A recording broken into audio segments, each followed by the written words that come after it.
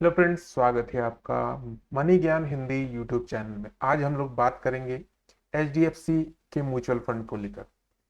अगर आपके मन में भी इच्छा है कि एचडीएफसी का कोई ऐसा फंड हो जिसमें कि रिटर्न तो हाई हो और साथ साथ रिस्क लो हो, तो आज जो आप ये वीडियो देख रहे हैं सिर्फ आपके लिए होने वाला है, क्योंकि आज का जो फंड है वो इसी चीज को फुलफिल करता है, जिसमें कि रिटर्न भी अच्छा है और रिस्क भी लो है। तो चलिए इस फंड के बारे में पूरी जानकारी आपको देते हैं। और आपको पता होगा कि एचडीएफसी और एसबीआई दो मार्केट म्यूचुअल फंड मार्केट के बहुत बड़े धुरंधर है और इसमें लोगों का भरोसा बहुत ज्यादा है। तो लोग इससे रिलेटेड फंड ढूंढते रहते हैं।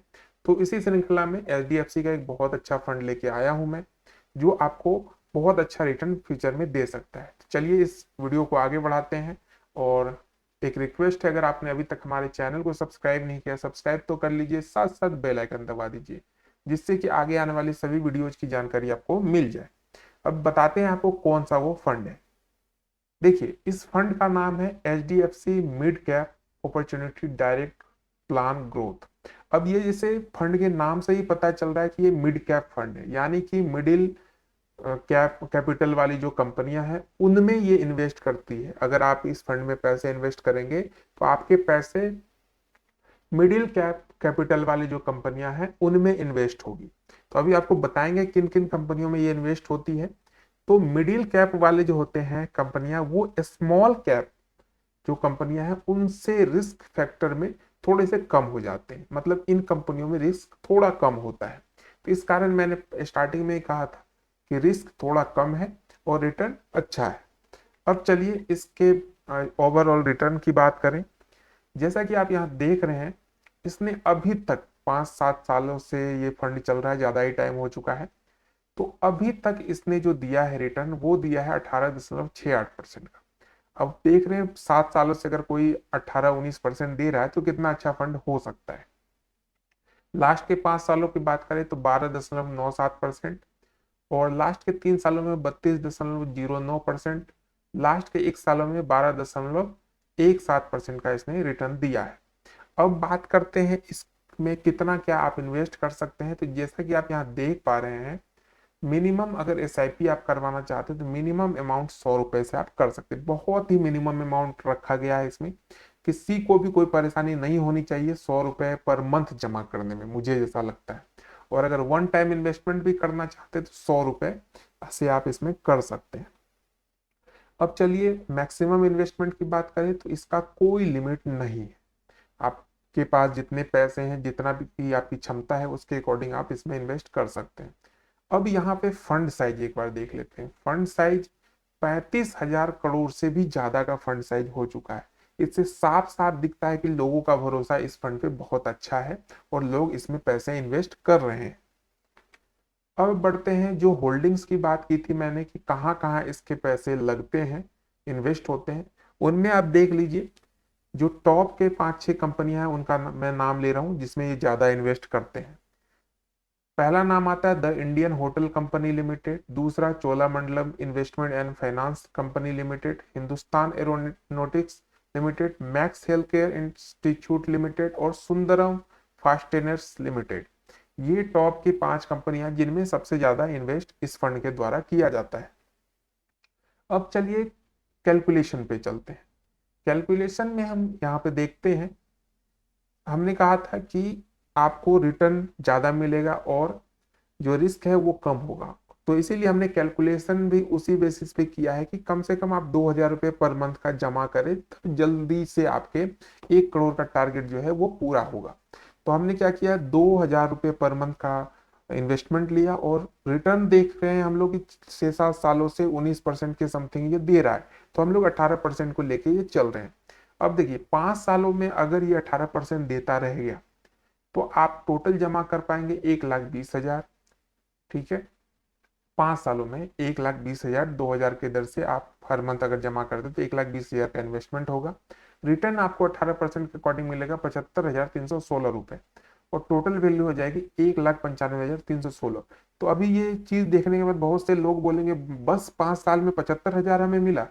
तो देखिए एसआईपी म्यूचुअल फंड में जब भी आप इन्वेस्ट करते हैं तो आप हमेशा लॉन्ग टर्म की अगर नहीं सोचेंगे, आप सोचेंगे कि एकदम रातों रात आपको करोड़पति बना दे, तो ये ऐसा पॉसिबल नहीं होता। और अगर आपको ऐसा कोई बोलता है कि आज पैसे जमा करो, 1 महीने बाद 2 महीने बाद आपके करोड़ों में रिटर्न मिलेंगे, तो वो सिर्फ आपको बेवकूफ बना रहा और आपके पैसे डूबने की जो संभावनाएं है ना, वो बहुत ज्यादा हो जाती है। ठीक है, तो हमेशा एक लॉन्ग टर्म को लेके चले। अब यहाँ देखेंगे जैसे जैसे टाइम बढ़ेगा, आप देखिए कैसे मल्टीप्लाई होता जाता है। यही चीज अगर आप 10 सालों के लिए करते हैं तो 2,40,000 का इन्वेस्टमेंट, 4,32,515 का रिटर्न, टोटल वैल्यू 6,72,515। अब चलते हैं 15 सालों के लिए। यहाँ पे थोड़ी सी मैंने मिस्टेक कर दी है, यहाँ पे 2,000 होगा, हम 2,000 पर मंथ जमा करेंगे। अब देखिए 2,000 पर मंथ अगर आप 15 सालों तक जमा करते हैं तो 3,60,000 का आपका इन्वेस्टमेंट होगा। टोटल जो रिटर्न मिलेगा वो मिलेगा 14,78,418 का। जहां 5 सालों में मात्र 75,000 आपको मिल रहे थे, वहीं अगर आपने 15 साल कर लिया, मतलब कि 3 गुना टाइम दे दिया, तो आपको यहाँ पे अगर ऐसा हुआ तो 75,000 का 3 गुना या 4 गुना आपको मिलना चाहिए था। लेकिन यहाँ देख लीजिए 14 लाख से भी ज्यादा पहुंच चुका है, 15 लाख के समथिंग यहाँ पे आपको रिटर्न मिल रहा है। ये होता है लॉन्ग टर्म का फायदा। अब टोटल वैल्यू हो जाएगी 18,38,418। यही चीज अगर आप 20 सालों के लिए कर देते हैं तो 4,80,000 का आपका इन्वेस्टमेंट, टोटल जो रिटर्न मिलेगा 42,06,974, और टोटल वैल्यू हो जाएगी 46,86,974 का। लेकिन हमें यहाँ नहीं रुकना, हम 50 लाख के आसपास तो पहुंच चुके हैं, लेकिन हमारा टारगेट था 1 करोड़ का। तो 1 करोड़ के लिए आपको जो है 25 सालों तक वेट करना पड़ेगा। अगर 2-2 हजार रुपये आप हर मंथ जमा करते हैं तो 25 सालों में टोटल जो आपका इन्वेस्टमेंट हो जाएगा वो 6 लाख का हो जाएगा, और एस्टिमेट रिटर्न जो मिलेगा 1,10,46,624 का मिलेगा, और टोटल वैल्यू हो जाएगी 1,16,46,624। ये तो हमने अपना टारगेट पूरा कर लिया, लेकिन कुछ ऐसी चीजें हैं जो प्लस पॉइंट है इस फंड के लिए, वो मैं आपको बता देता हूँ। जिसमें कि पॉजिटिव पॉइंट की अगर इसकी बात करें हम लोग, तो इसका जो एक्सपेंस रेशियो है, अब आप बोलेंगे एक्सपेंस रेशियो क्या होता है। देखिए आप किसी भी फंड में, किसी भी ऐप से, कहीं से भी अगर आप इन्वेस्ट करते हैं, तो वो जो फंड होता है उसमें एक फंड मैनेजर होता है, कुछ टीम होती है जो आपके पैसे का रख रखाव करती है, कहाँ लगाने हैं, किस कंपनी में लगाने हैं, ये डिसाइड करती है। तो उनको भी घर चलाने के लिए कुछ पैसे की जरूरत होती है। वो पैसे कहाँ से निकालते हैं, तो वो आप ही का फंड है, आप ही का जो पैसा है उससे कुछ परसेंट काट लेते हैं। जैसे कि इस फंड का एक्सपेंस रेशियो है वो 0.95%। अगर आप 100 रुपए जमा करते हैं तो इसमें से जो आपके 99.05 रुपए जो है, ये तो आपके चल जाएंगे, इन्वेस्ट हो जाएगा, और जो ये 0.95 रुपये है ये आपके कटेंगे, ये एक्सपेंस रेशियो हो जाता है। तो इसीलिए हम लोग हमेशा टारगेट करते हैं कि ज्यादा एक्सपेंस रेशियो वाले फंड में इन्वेस्ट ना करें, क्योंकि जैसे जैसे ये बढ़ेगा आपके ही पैसे कटेंगे। तो इसलिए एक्सपेंस रेशियो इसका कम है, 1% से कम है, इसका मतलब बहुत अच्छा है। अब दूसरा पॉजिटिव पॉइंट है मिड कैप फंड, जिसमें कि रिस्क की संभावना जो है वो कम हो जाती है। क्योंकि आपको पता है स्मॉल कैप कंपनी वो होती है जो अभी अभी स्टार्ट हुई है, शेयर मार्केट से जुड़ी है, और अभी उसका ग्रोथ का लेवल स्टार्ट ही हुआ है।